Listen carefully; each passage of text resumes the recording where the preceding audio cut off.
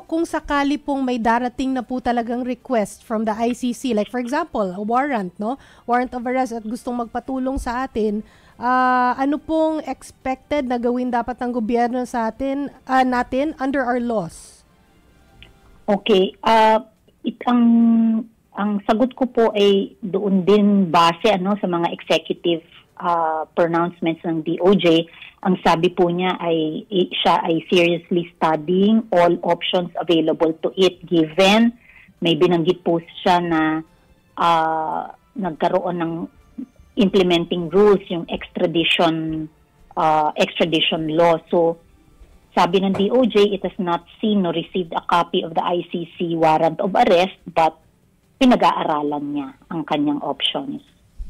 Ma'am, I'm just curious kasi minsan nagiging play of words o semantics yung yung kung kailan nagiging fugitive o wanted o nagtatago ang isang tao. We had this discussion before in the case of Ping Lacson when he disappeared noong 2009 or 2010 and was citing the Miranda case.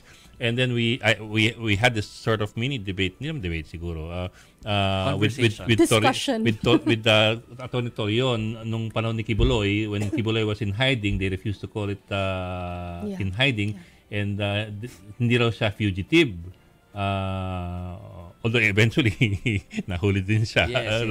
But anyway, in this case, I know si Bato hindi pa naman nilalabas kung meron mang arrest warrant siya o wala.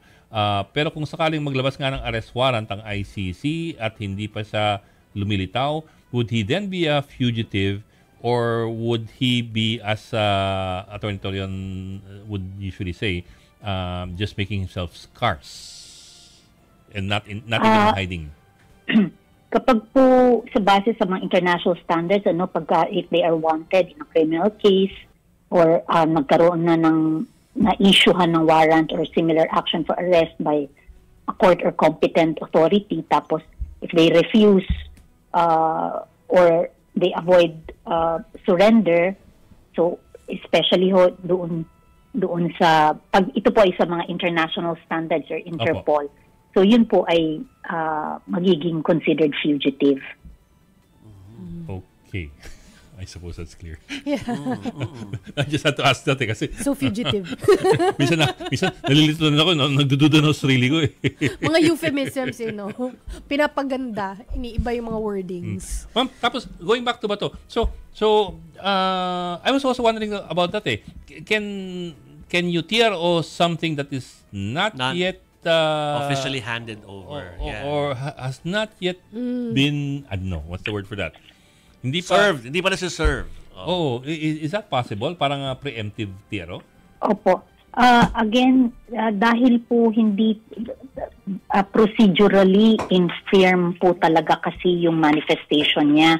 Unang-una, manifestation po ang sinabi.